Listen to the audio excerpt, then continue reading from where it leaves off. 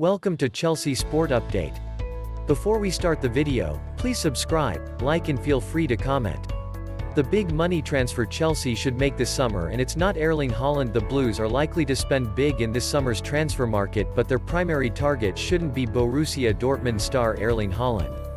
It was Callum Robinson's first goal that really highlighted Chelsea's biggest problem during their shocking 5-2 defeat to West Bromwich Albion on Saturday. As the ball was played down the Blues' left, the 26-year-old strode forward towards the edge of the penalty area completely unimpeded. Chelsea's central midfielders, Mateo Kovacic and Jorginho, were nowhere to be seen. It meant that when Daniel Furlong cut his cross back to the Baggies forward, Robinson had time and space to measure up his shot. Take nothing away from the finish, it was exceptional, but the Blues certainly made it easy. There is a caveat to this. Chelsea were down to 10 men following Thiago Silva's first half red card.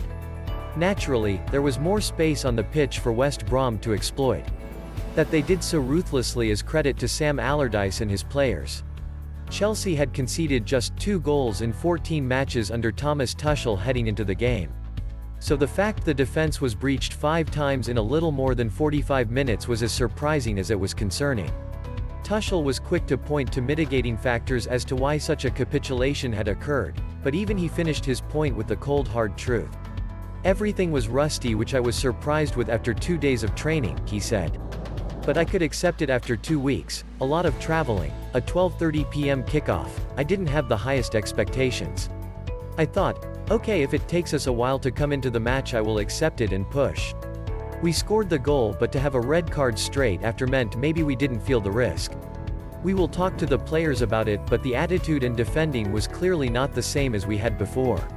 Tuchel has demanded a lot from his Chelsea players since taking over from Frank Lampard at the end of January, but the German insists on one thing during matches more than any other: control.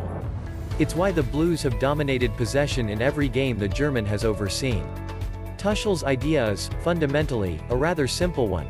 If his players have the ball, the other team can't score.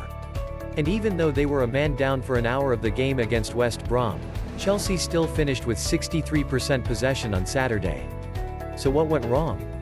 Well, there were plenty of individual errors, and Tuchel even highlighted how often the Blues, even prior to Silva's dismissal, were giving away the ball. But it was the lack of protection given to the defense by the midfield of Kovacic and Jorginho that stood out. Both failed to track opponents and were constantly attracted to the ball rather than holding their positions in the center of the pitch, as highlighted by that Robinson goal. Kovacic and Jorginho were both pulled out to the left, and Robinson was able to move forward unopposed. Mason Mount did attempt to race back to try to close down the Baggies forward, and he perhaps could have reacted quicker to do so, but it was too late and Chelsea fell 2 goals behind. Make no mistake, since Tuchel arrived at Stamford Bridge, Jorginho and Kovacic have played some excellent football, some of the best of their respective careers. The problem is that no matter how well they have done, performances that the two produced on Saturday can never be ruled out. The pair simply do not possess the defensive discipline required to lock down games on a consistent basis. And if N'Golo Kante is absent, as he was on Saturday, then Chelsea's squad lacks a top-quality destroyer in midfield. It's why Frank Lampard was desperate for the Blues to sign Declan Rice. The former Blues head coach pushed for the West Ham United midfielder last summer and again ahead of the January transfer window. According to The Athletic, his insistence on signing Rice was a factor in the club's eventual decision to end his tenure.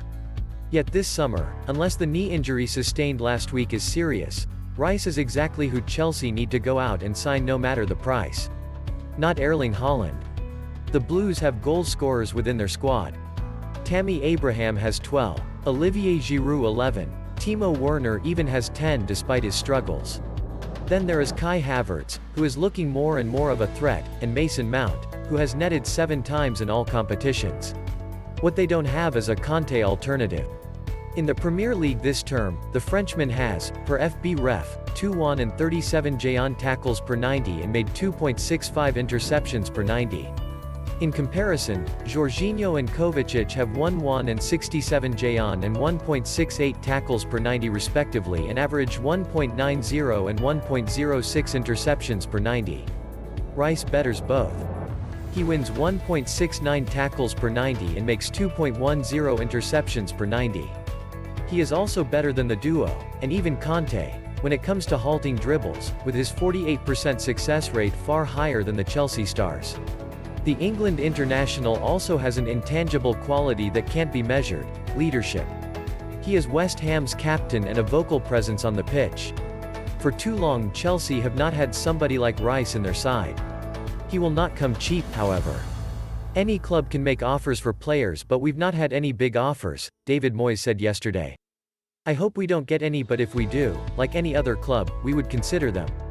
I don't know where the Bank of England is for Tomas Soucek, but I've said with Declan, it would take the Bank of England and the Royal Bank of Scotland to get him.